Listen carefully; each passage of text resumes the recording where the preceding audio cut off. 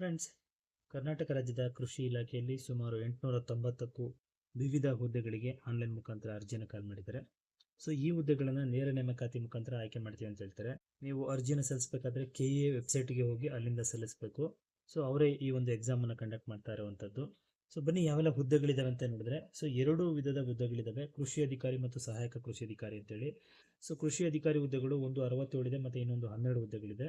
So ಇದಕ್ಕೆ ವೇತನ ಎಷ್ಟು ಅಂತ ನೀವು ಕೇಳಿದ್ದೆ ಆದರೆ 69,250 ಅಲ್ಲಿಂದ ಪ್ರಾರಂಭ ಆಗಿ 1,34,200 ರೂಪಾಯಿ ಇರುತ್ತೆ. ಸೊ ಸಹಾಯಕ ಕೃಷಿ ಅಧಿಕಾರಿ ಬಂದು 468 ಪ್ಲಸ್ 83 ಹುದ್ದೆಗಳಿರುವಂಥದ್ದು. ಸೊ ಇದಕ್ಕೆ ಸ್ಯಾಲ್ರಿ ಎಷ್ಟು ಅಂತ ನೀವು ಕೇಳಿದ್ದೆ ಅಂದರೆ 65,950ರಿಂದ 1,24,900 ರೂಪಾಯಿ ಇರುತ್ತೆ. ಸೊ ಇದಕ್ಕೆ ವಿದ್ಯಾರ್ಥಿ ಏನಂತ ನೀವು ಕೇಳಿದ್ದೆ ಆದರೆ ನೋಡಿ, ಕೃಷಿ ಅಧಿಕಾರಿಗೆ BSc ಕೃಷಿ ಅಂದರೆ ಅಗ್ರಿಕಲ್ಚರು, BSc ಆನರ್ ಅಂತ ಕೇಳ್ತಾರೆ. ಸೊ ಜೊತೆಗೆ BTech ಅದರಲ್ಲಿ ಒಂದಷ್ಟು ಸ್ಪೆಷಲೈಸೇಷನ್ಗಳನ್ನು ಕೇಳ್ತಾ ಹೋಗ್ತಾರೆ. ಸೊ ನೀವು ಅದನ್ನು ನೋಡ್ಕೊಳ್ಳಿ. ಮತ್ತು ಸಹಾಯಕ ಕೃಷಿ ಅಧಿಕಾರಿಗೆ ಬಂದಿದ್ದೆ ಆದರೆ ಸೊ 85% ಈ ಒಂದು ಹುದ್ದೆಗಳಿಗೆ BSc ಅಗ್ರಿಕಲ್ಚರ್ ಮತ್ತು BSc ಆನರ್ ಕೇಳ್ತಾರೆ. ಇನ್ನೊಂದಷ್ಟು ಹುದ್ದೆಗಳಿಗೆ ಇಲ್ಲಿ BTech ಸ್ಪೆಷಲೈಸೇಷನ್ ಕೇಳ್ತಾರೆ ಸ್ನೇಹಿತರೆ. ಈ ಒಂದು ಹುದ್ದೆಗೆ ನೀವು ಅರ್ಜಿಯನ್ನು ಸಲ್ಲಿಸೋದಕ್ಕೆ ವಯೋಮಿತಿ ಎಷ್ಟು ಅಂತ ಕೇಳಿದ್ದೆ ಆದರೆ ಸಾಮಾನ್ಯ ಅಭ್ಯರ್ಥಿಗಳಿಗೆ 40 ವರ್ಷ, ಕ್ಯಾಟಗರಿ 2A 2B 3A 3Bಗಳಿಗೆ 43 ವರ್ಷ, ಪರಿಶಿಷ್ಟ ಜಾತಿ ಪರಿಶಿಷ್ಟ ಪಂಗಡ ಮತ್ತು ಕ್ಯಾಟಗರಿ 1 ಅಭ್ಯರ್ಥಿಗಳಿಗೆ 45 ವರ್ಷ ಆಗಿರುತ್ತೆ. ಹಾಗೆ ಪ್ರಮುಖವಾಗಿ ನೀವು ಅರ್ಜಿಯನ್ನು ಎಲ್ಲಿ ಸಲ್ಲಿಸಬೇಕು ಅಂತ ಹೇಳಿದ್ರೆ ಆನ್ಲೈನ್ ವೆಬ್ಸೈಟಿಗೆ ಹೋಗಿ ನೀವು ಸಲ್ಲಿಸಬೇಕಾಗಿರುತ್ತೆ. ಅರ್ಜಿಯನ್ನು ಸಲ್ಲಿಸಿದ ನಂತರ ನೀವು ಶುಲ್ಕವನ್ನು ಕಡ್ಡಾಯವಾಗಿ ಪೇಮೆಂಟ್ ಮಾಡಲೇಬೇಕು. ಸೊ ಈ ಅರ್ಜಿ ಪ್ರಾರಂಭಿಕ ದಿನಾಂಕ ಯಾವತ್ತು ಅಂತ ಕೇಳಿದ್ದೆ ಆದರೆ ಇದೇ ಏಪ್ರಿಲ್ 19ರಿಂದ ಅರ್ಜಿ ಆನ್ಲೈನಲ್ಲಿ ಪ್ರಾರಂಭ ಆಗಿದೆ.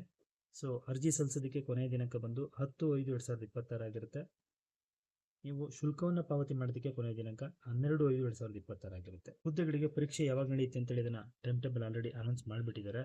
ಸೊ ಕನ್ನಡ ಭಾಷಾ ಪರೀಕ್ಷೆ ಬಂದು ಜೂನ್ 6ನೇ ತಾರೀಕು ಇರುತ್ತೆ, ಮಧ್ಯಾಹ್ನ 3ರಿಂದ 5 ಗಂಟೆ ಅಂತ ಹೇಳ್ತಾರೆ. ಸೊ ಪೇಪರ್ 1 ಜೂನ್ 7 ಬೆಳಿಗ್ಗೆ 10:30ರಿಂದ 12:30, ಪೇಪರ್ 2 ಜೂನ್ 7 ಮಧ್ಯಾಹ್ನ 2:30ರಿಂದ 4:30 ಇರುತ್ತೆ ಅಂತ ಹೇಳಿದ್ದಾರೆ. ಅದರ ಶುಲ್ಕ ಎಷ್ಟು ಅಂತ ಕೇಳಿದ್ದೆ ಆದರೆ ಸಾಮಾನ್ಯ ವರ್ಗದ ಅಭ್ಯರ್ಥಿಗಳು ಮತ್ತು category 2A 2B 3A 3B ಅವರಿಗೆ 750 ರೂಪಾಯಿ ಇರುತ್ತೆ. ಮತ್ತು ಇಲ್ಲಿ SC ST ಮತ್ತು 1 ಮಾಜಿ ಸೈನಿಕ ತೃತೀಯ ಲಿಂಗದವರಿಗೆ 500 ರೂಪಾಯಿ ಇರುತ್ತೆ ಅಂತ ಹೇಳ್ತಾರೆ ಫ್ರೆಂಡ್ಸ್. ಸೊ ನೀವು ಅಪ್ಲೈ ಮಾಡೋದಕ್ಕಿಂತ ಮೊದಲು ಕಂಪ್ಲೀಟ್ ಡೀಟೇಲ್ ಇನ್ಫಾರ್ಮೇಷನ್ ಡೌನ್ಲೋಡ್ ಮಾಡಿಕೊಂಡು ಓದ್ಕೊಂಡು ಅನಂತರದಲ್ಲಿ ಅಪ್ಲೈ ಮಾಡಿ ಅಂತ ಹೇಳ್ತಾರೆ. ವಿಡಿಯೋ ಇಷ್ಟ ಆಗಿದ್ರೆ ವಿಡಿಯೋಗೆ ಲೈಕ್ನ ಕೊಟ್ಟು ಫ್ರೆಂಡ್ಸ್ ಮತ್ತು ಫ್ಯಾಮಿಲಿಗೆ ಶೇರ್ ಮಾಡಿ.